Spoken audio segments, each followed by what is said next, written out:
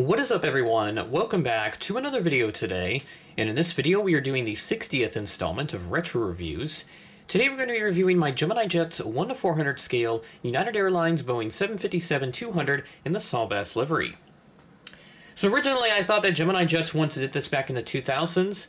They did not. They did do a Battleship Gray 752, but not the Saul Bass, so that's probably why they did it here in 2024. This was released in that September announcement, which also had the Delta MD-90 Delta Flot, which I will have in an upcoming retro review episode. Don't know when exactly yet. I always like to space out releases that are fairly close to each other just to keep the variety going, if you will. So I'll probably do that sometime later in the spring. But I still remember the day those September releases got announced. I was running around all day with a lot of classwork and other events taking place, so I had a little bit of time within my busy schedule to check out the releases right before I went to my next event.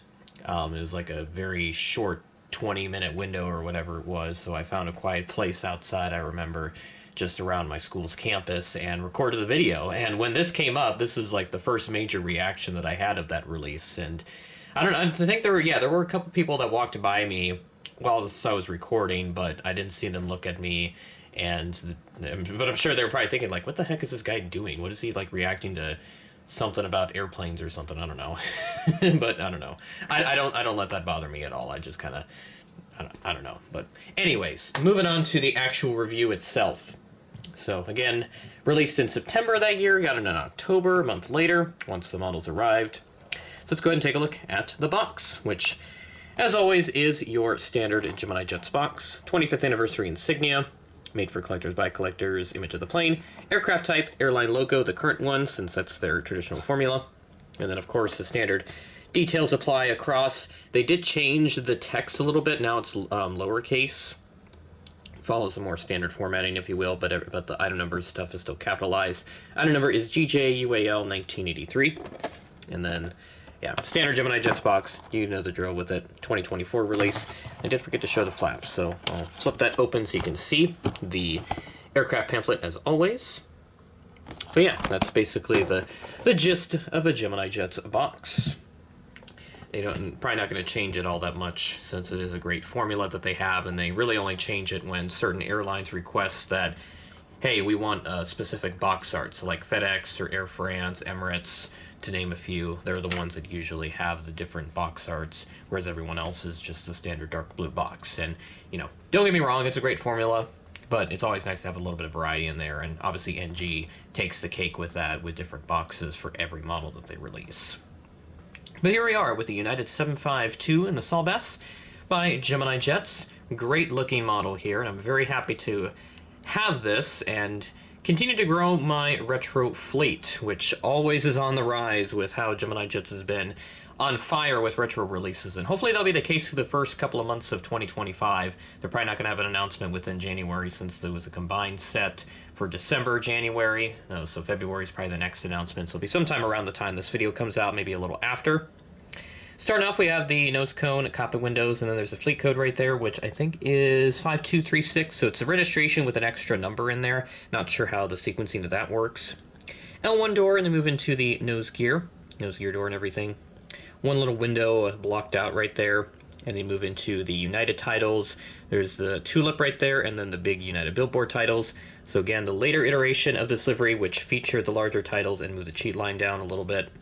One antenna up there just above the L2 door, and move into the very lovely Pratt & Whitney engines. Then they have the overwing exits right there. Landing gear, which did come off in my initial review of this model, but looks like it's staying on just fine.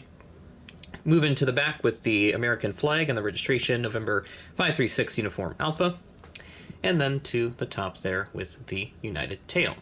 Looking good. Then on the other side, not too much to report on. Over here, as per the drill, but you do have a couple luggage doors on this side, and there goes the wheel again. So rolled it too fast, and that wheel was going to come off inevitably, but hey, what can you do? And then look there at the United tail, so I'll take a second to put the wheel back on.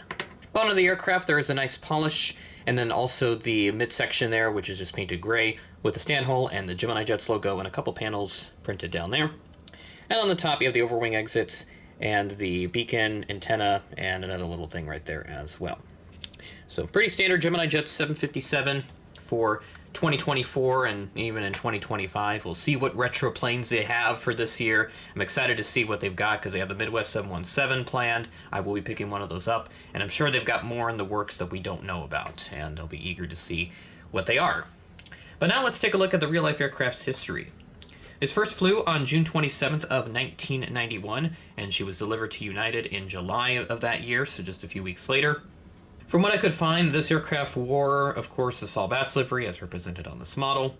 Then we have the Battleship Gray livery, which came right after, and I could not find any photos of her in the Rising Blue Tulip livery from the 2000s. So I imagine she was one of a good handful of aircraft that went straight from the Battleship Gray to the United Continental, or Unicon as I'd like to call it, livery right after they merged with Continental after 2012. And I know that there was a Battleship Gray 777 that lasted up until 2012, and then from there she was then repainted into the Unicon livery. This aircraft was retired by United, put into storage in 2014, and she did not get to have a freighter career after, as she was scrapped in 2017. And that'll do it for this episode of Retro Reviews. On to number 60, and we got 40 more until the big 100, which won't happen probably until the end of the year or so. So we'll see what we can do for the 100th episode of this series, if we are still doing it by then, which I plan to do, barring any extraneous circumstances, which should be anything coming up. I don't have anything major planned out for the latter half of the year yet, but as always, things can change on a dime. With that being said, thanks for watching, and I will catch you in the next video.